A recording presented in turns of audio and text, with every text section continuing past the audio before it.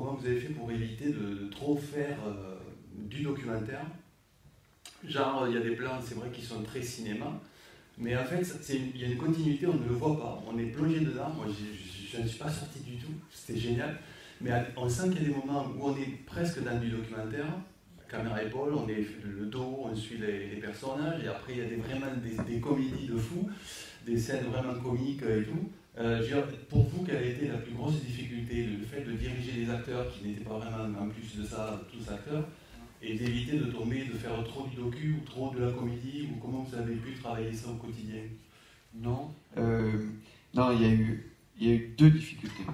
La première, c'était le personnage de Sarah Succo, Julie, donc celle avec les dreadlocks, et Catherine, celle qui s'endort tout le temps. Ce sont deux personnages qui existent réellement et qui sont dans le documentaire, d'accord? Donc en fait, moi je voulais des actrices professionnelles pour faire ça.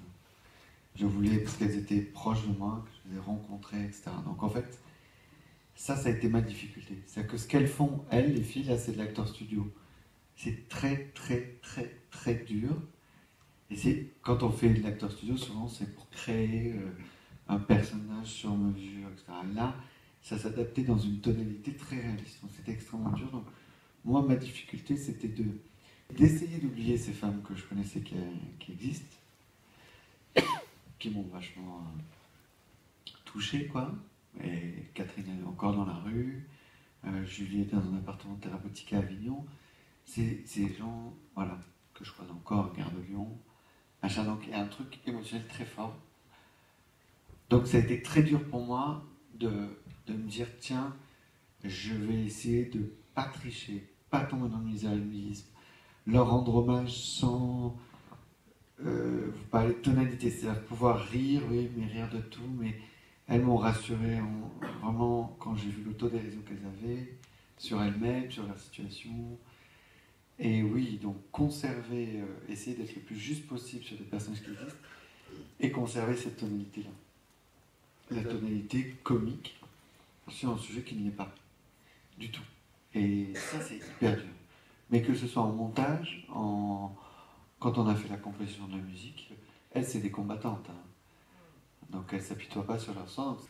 Et puis après, voilà, la dernière difficulté, c'était la scène de démantèlement, là. Oui, la scène de démantèlement.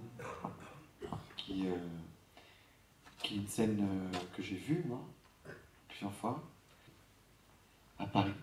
Bref. Et en fait, ça m'a tué, quoi. Les pics dans les matelas, Et puis j'étais avec des flics qui, eux, étaient en train de dire putain, on ne peut pas y aller. Et la médiatrice sociale qui n'a pas envie d'y aller. Les mecs qui n'ont pas envie de partir. En fait, personne n'a envie, quoi. Et ça m'a. C'était triste parce que voilà, on voit la misère humaine, en fait. Elle est là, la misère. En fait. C'est quand le monstre, là, le gros système, là, le monstre n'a pas de visage, en fait.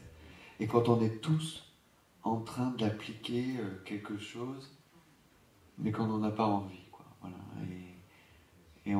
En fait, ils subissent tous. Antoine Reynard, l'adjoint au maire qui n'a pas envie d'être là, la médiatrice qui n'a pas envie de les faire partir.